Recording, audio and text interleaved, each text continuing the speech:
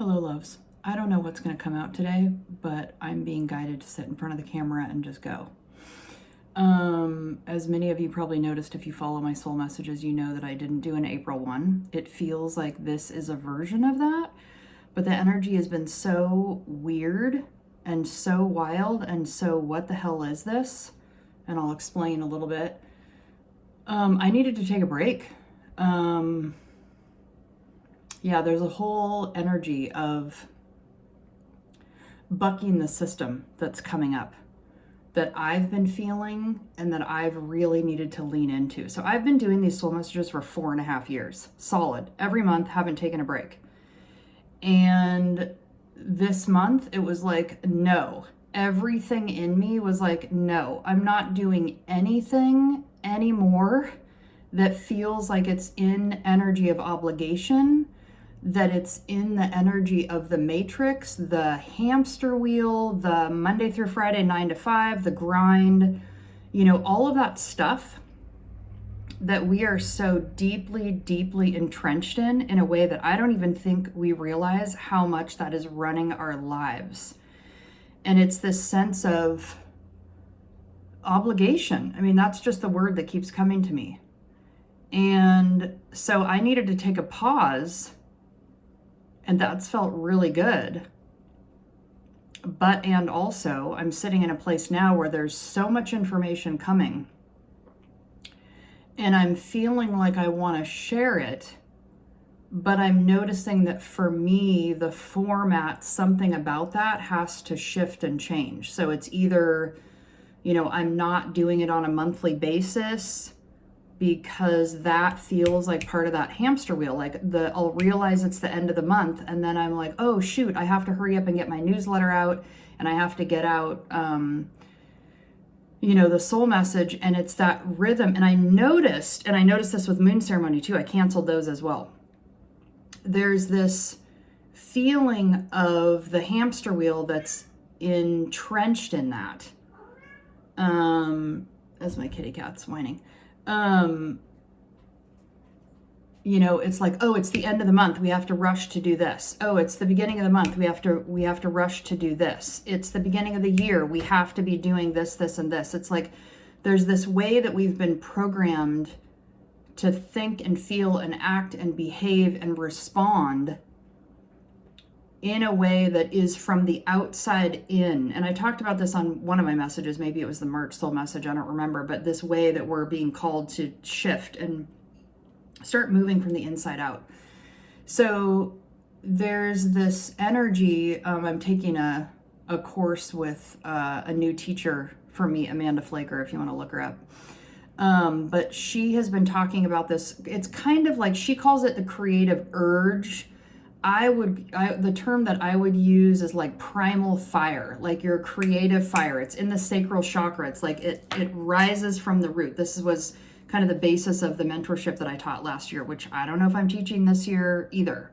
That's another thing that's been kind of like hanging out, and I'm going, it feels like everything is dissolving. Like we're in the chrysalis, and everything that used to work doesn't work anymore, or it doesn't have the same spark, or we're realizing that like, wow, was I doing that for me, or was I doing that for other people? And so there's also an energy of people pleasing that is 100% dying.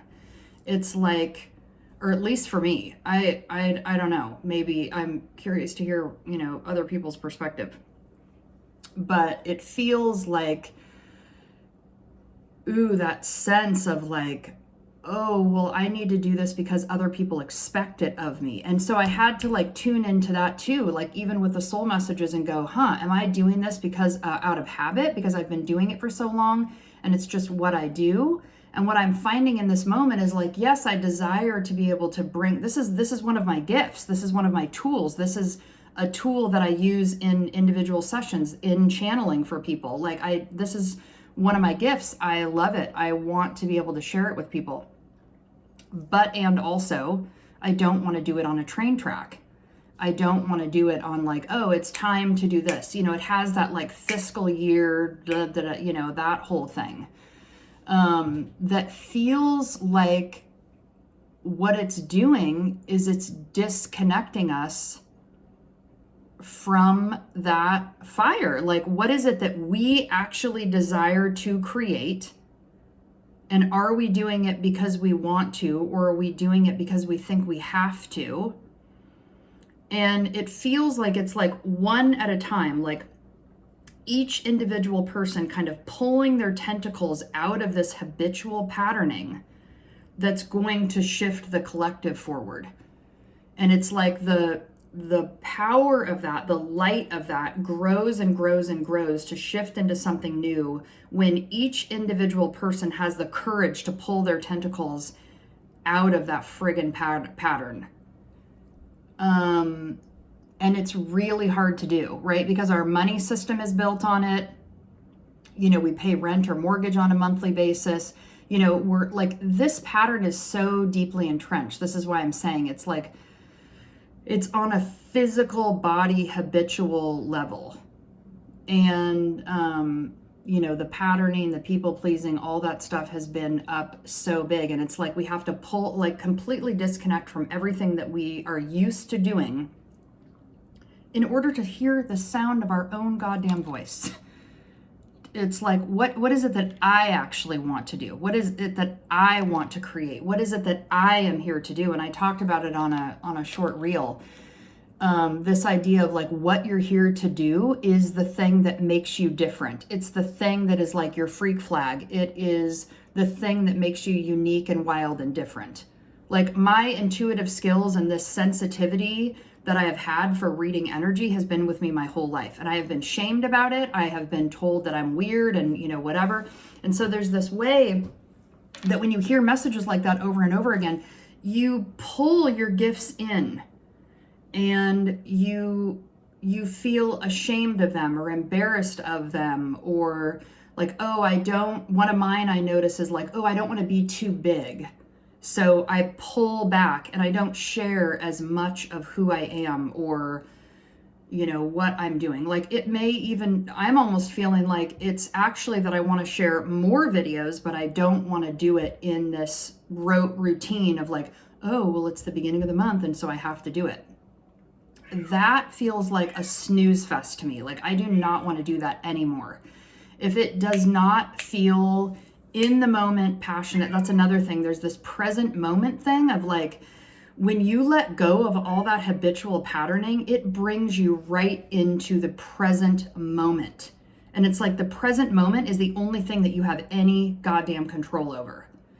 And you can't do anything about the past. You can't do anything about the future, but you can in this now moment say, I desire this. I want this. I need this. Checking in with yourself. And I think there's another level of patterning here that is around selfishness. Like even just that word, my husband's grandmother used to say all the time, you should shame yourself. Like as if that's something to aspire to. Like, you know, you should be ashamed of yourself. Like how many times have we heard that? You should be ashamed of yourself. Why should you be ashamed of yourself? And so it's this way that we also like should on each other and wet lash each other instead of getting out of everyone else's business and paying attention to our own, which of course is something that we've hugely seen rampant over the pandemic. Everyone thinking that it's their business to tell everybody else what to do with their body. And I don't care what side of the equation you're on. It's bullshit. You know, you got to keep your opinion to yourself. Especially about what someone else should do with their body. Like that whole thing is just nonsense. That's about your own fear. Like seriously, let's knock that shit off. And so it's really, really interesting. And it's like, you know, I was even thinking of trying to title this and I'm like, does it need a title? Do I want to even do that? You know, I don't know. I mean, there's like under construction energy. There's like, we're in the chrysalis, everything's falling apart. It's absolutely new territory. It's absolutely new territory than we've ever been in before, that I've ever felt, certainly. And we had the new moon in Aries a week or so ago. I think the full moon's coming up again. But And Aries is all about the fire. It's all about Mars. It's all, it's like the astrological new year. And so there's this energy of like, okay, let's go. Let's get this thing. Let's ready. And then it's not really time. So I guess more than anything, I really just felt called to share because I desire to validate people's experience. And one of my gifts that I'm only recently, like even in the last year, realizing that I have is an ability to language for people what, energetically is happening, not only in the collective, but it's one of my gifts. It's why I'm able to do sessions the way that I do, because someone can tell me what's going on with them and I have a way of bringing it in and re-languaging it for them so they can understand themselves better. I've been doing it my whole life and didn't even know it.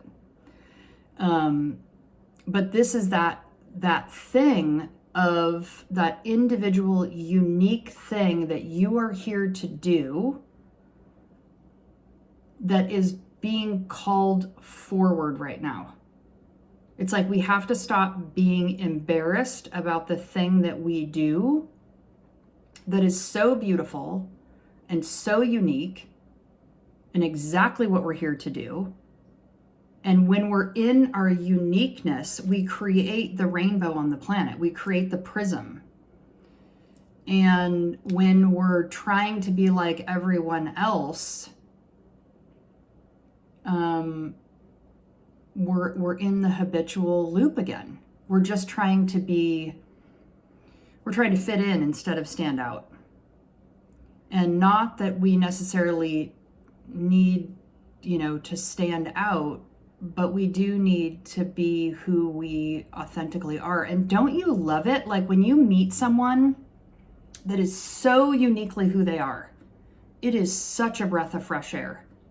When they don't hold back who they are and they're in their full expression, doing their thing, giving their gifts.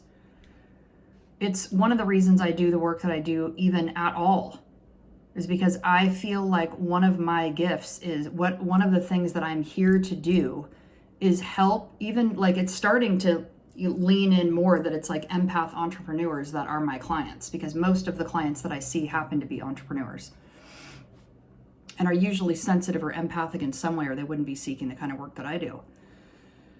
But there's this sense of like, I want to give them encouragement to, yes, keep going, do your unique gift, because we need that so desperately. And one other thing that came through, now it's been several weeks or so, but I had a client who had this line came through in her session, and it was so profound that I wrote it down, and it's been haunting me in a good way.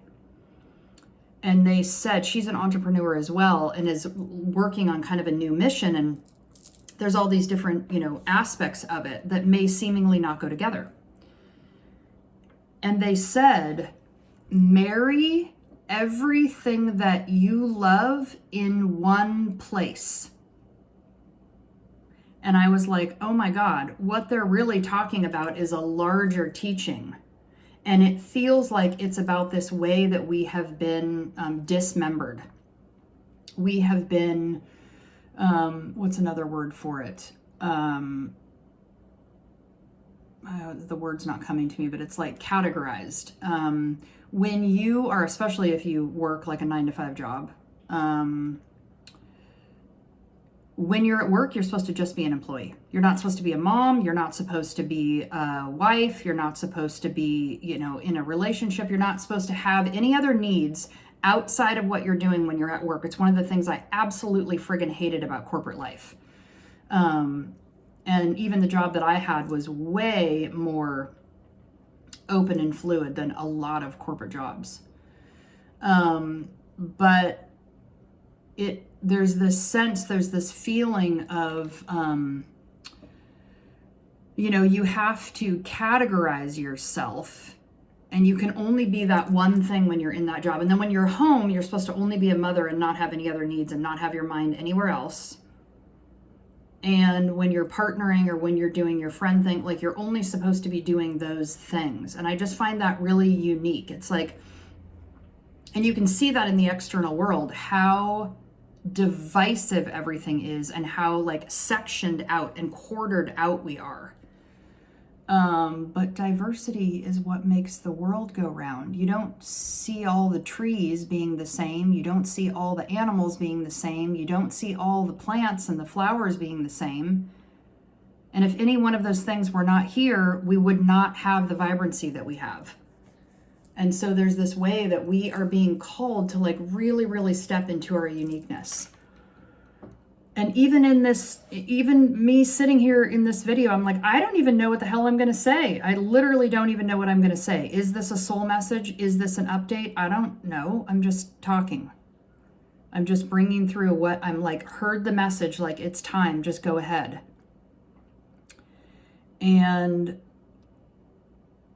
you know, there's this other piece that is, it's kind of about fitting in, but this wound that I feel like we're all kind of working on. I know it's been very up for me, but there's this wound that's like, if I don't fit in, now I just lost it. There's this wound that is like, I have to fit in, or I'm going to be let go of, but, you know, or you're going to be like, what's the word? Ostracized or something if you don't fit in. And then at the same time, it's like, well, if you're working to fit in, then you don't fit in with yourself because you're going against yourself. And that wasn't even what I was going to say. I lost it as a hummingbird comes in. But we just have to start doing what feels right to us in the moment. And it's like we're disrupting the status quo. Because the more that we're in that status quo, the more we're numbed out to who we really are. So, yeah, it's just wild. I don't even know. And I started getting a little bit more information about teaching. I don't even know what's going to come. Oh, this was the other piece, is like, it's like we're in the dark. This is absolutely owl medicine. And I was thinking that owl medicine was going to come through in the mentorship. And I'm like, is that what it's about? Maybe we're just in owl medicine collectively. I don't even know. I know I certainly am in it.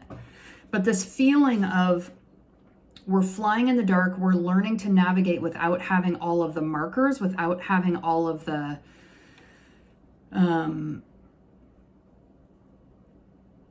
kind of, I don't know what the word is, markers, that's all that's coming. And we have to just trust that deep inner knowing. I think that's why there's so much unknown right now.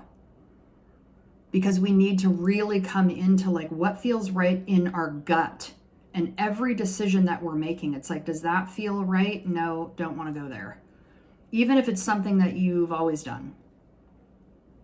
I mean, even just having coffee in the morning, I've been feeling like, well, maybe I don't need to have coffee every morning. Maybe I need to tune into my body and feel like, what do I need this morning?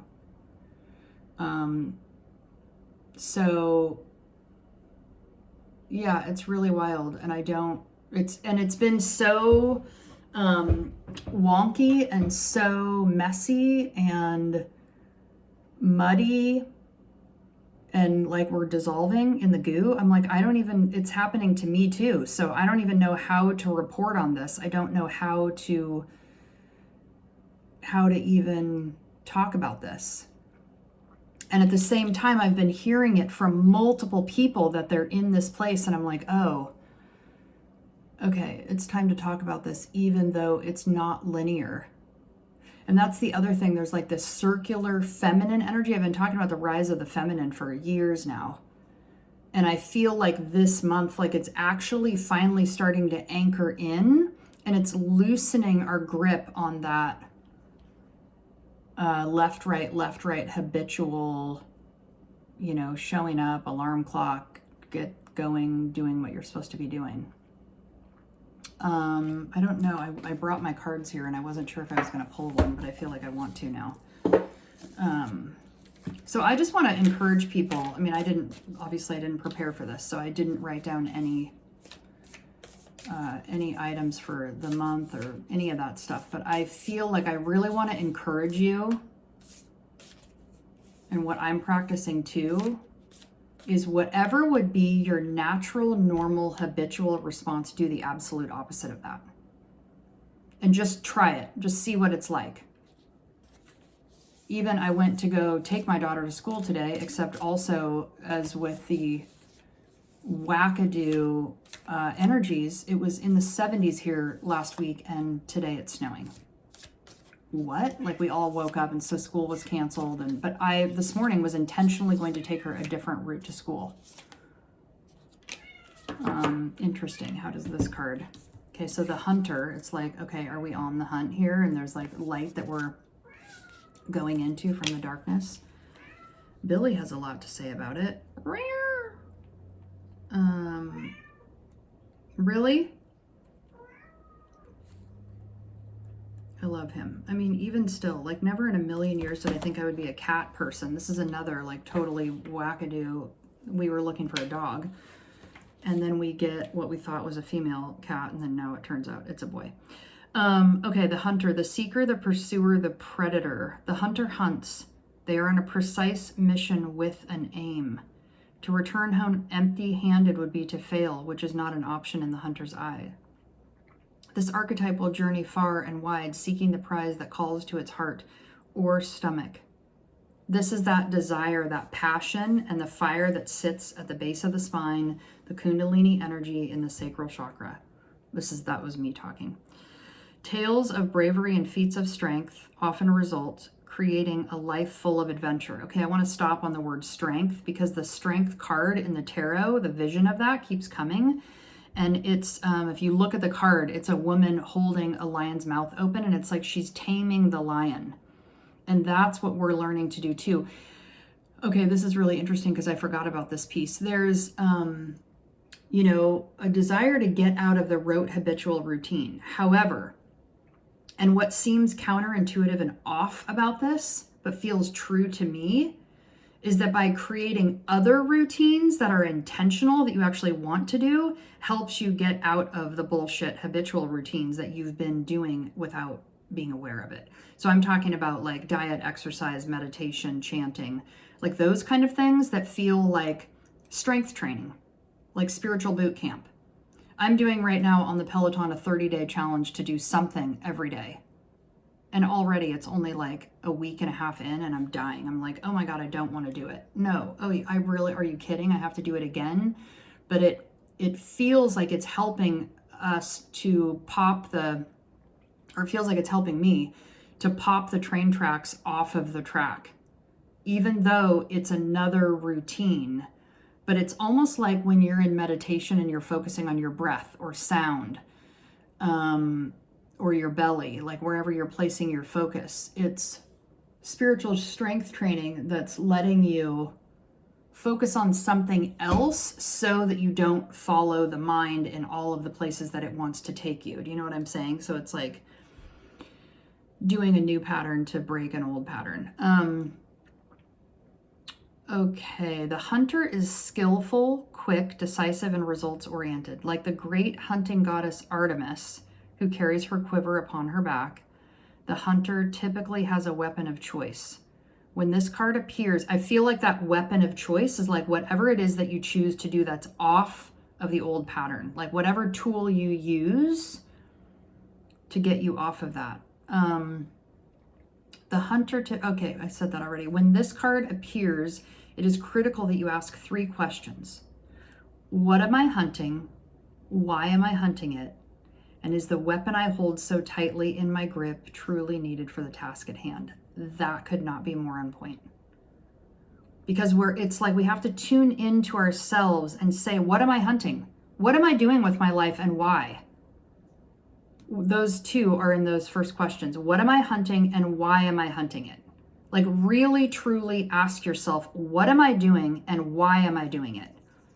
And I love this third one, is the weapon I hold so tightly in my grip truly needed for the task at hand? And for me, like sometimes that weapon that you're holding so tightly is an old friggin' trigger. It's an old habitual pattern, a way that you dealt with old relationships, or how, ways that you got in your trauma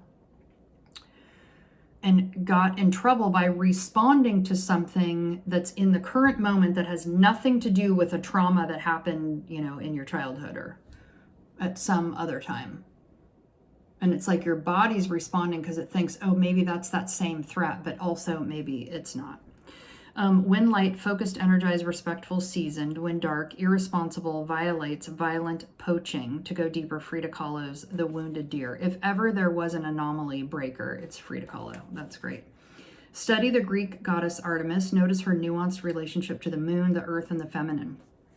There it is. The feminine, the circular, all of that. The predator honors its prey with a precise and skillful hunt. The hunt deeply reveres the life it aims to take. Wow, let me read that again. The hunter deeply reveres the life it aims to take. That is really interesting, to bring in the sense of honoring what you are going to kill as a hunter. What you are going to take possession of or change, alchemize. When you activate the hunter archetype, you are aligning your energy with the great creatures of the world, the lion, the wolf, the tiger, the shark. Do so with care. So the mentorship that I taught last year was all in wolf medicine, and part of that came organically, but a year prior to that, my word for the year was flow. And the reason was because I realized that it was wolf backwards. And I realized that when we are in our flow, we are in our wolf. And when we are in our wolf, we are in our flow. And what does to be in your wolf mean? Everything that I've just been talking about. To be in your primal creative urge, to be in your fire, to be in your nature. Because that's the only thing you're here to do, is to bring up your fire, your passion, the thing that you desire to create and make the world different because of. But when you're in your, habitual loop, like, nothing new is getting created. And I think that's why it felt so important to take a break from moon ceremony, even because I felt like that was connected to, the moon cycles and feminine and all of that. But there was a way that I started realizing this habitual loop about it. And I was like, there's something about this that doesn't feel good. I'm not in charge of my own schedule. I can't choose when I'm going to do them. And some of that, initially when I started, I thought that was part of like the habitual being on the hamster wheel or getting off of that, like starting a new pattern.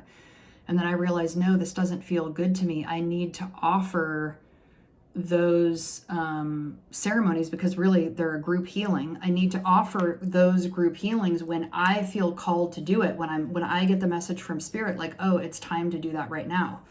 Not just because this is awesome, not just because it's the moon cycle. So I have a hummingbird feeder outside of my window, and another hummingbird just came up, but this time it's the boy with like the beautiful magenta face, and the cat is just sitting here like losing it over this. So anyways, that's it. I'll shut it down. This is nearly a half an hour now. I love you all. I hope you're doing well. Stay tuned for whatever offerings are coming. I have no idea. I feel like more classes are actually going to be coming forward, and maybe they're going to be shorter, so that I can offer more. But I'm desiring to like raise the vibration of my work and let it be seen more, and also offering more classes and helping people like really get into their intuition and into their flow and finding their rhythm and what works for them. And to do all of that, and also it feels like small groups to me. And so I feel like I have to, keep it small, but maybe there's more offerings. I don't know. I will let you know when I know. And I don't even know if I'll send a newsletter out, and I may just post this and let it be done. That's the other piece that keeps coming. I really hope this helps you feel, witnessed, is I'm feeling like it has to be easy. That's the other thing. Like anything that feels hard or like crunchy, like I'm working to make it happen, that doesn't feel good to me. It has to be fluid. It has to be like, yes, I want to do this. It's easy. I'm going to record this and I'm just going to post it and it's done. I don't need to go back and write a blog, and I don't need to do all that other stuff. I did post the oil of the month because that came through like in mid-March, was acceptance. And it was because of this energy. Like we need to accept where we are. We have to get the lay of the land and go, okay, the basement is a mess. My closet is a mess. My life is a mess. My money's a mess. My blah, blah, blah, whatever it is, and take inventory of it and then just own it.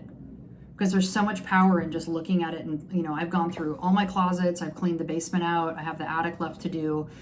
But there's so much power in that. And there's also this sense, God, now I'm making this go even longer, but there's this sense of moving in the physical body, because all of the trauma and all of the habit lives inside of the body. It's so dense and it's so heavy and weighted. And I think that's why I've been feeling called to do the 30-day challenge on the Peloton too, because I feel like I need to be in my body, pushing all of this old stuff out.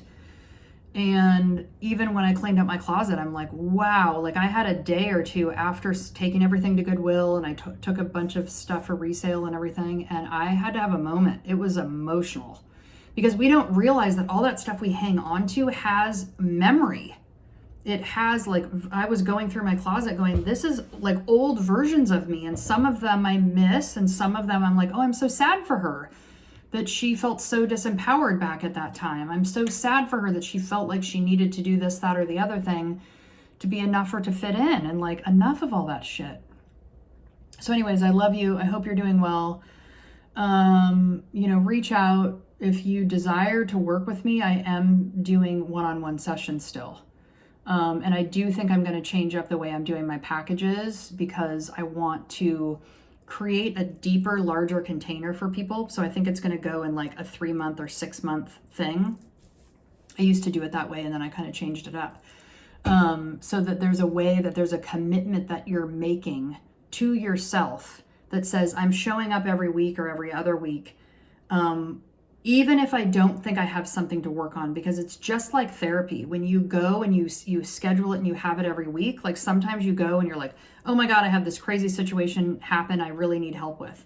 And then other times it's like, no, I'm going and I don't think I have anything to work on. And I'm telling you what, with my clients and in my own experience with therapy or going to do, you know, intuitive healing work or any other kind of thing that I feel called to go do, the most profound things happen always when I have no idea what's coming up and I'm just being led to go. It happens all the time in my own therapy sessions, and it happens all the time with clients that come to see me in packages. I just had one last week, and I've been seeing her for, I don't know, in and out for several years. And she said to me, I think that was the most profound session I've ever had, and it's going to take me a while to, you know, unwind all this and digest it. So have faith, like trust that urge, trust that thing. If you're like, oh, I think I need to go do this. I think I need to go see this person. I think I need to do deeper work with this person, you know, and if it's me, great, let me know. And I do channeled messages for people too. So if you're not feeling like, oh, I need a session, I don't feel like I need like an hour one-on-one session, I do channeled messages also called spirit readings, and they're about 5 to 7 pages typically, and they're usually about who you are, what you're here to do, what your blockages are, especially in the first session. That's what I know in the first one. And they aren't scheduled. You just order it and I do it, and I send you a recording of it when it's done. So that's that. I love you. Your skills are valuable. Who you are is valuable. It's valued. It's needed at this time.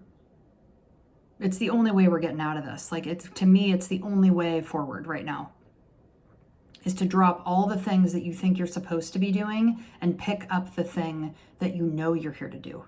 Pick up the thing that you long to do as a child. And the other thing, I said this in that reel, but my guides say over and over and over again, the thing that you are here to do is the thing that comes most natural to you.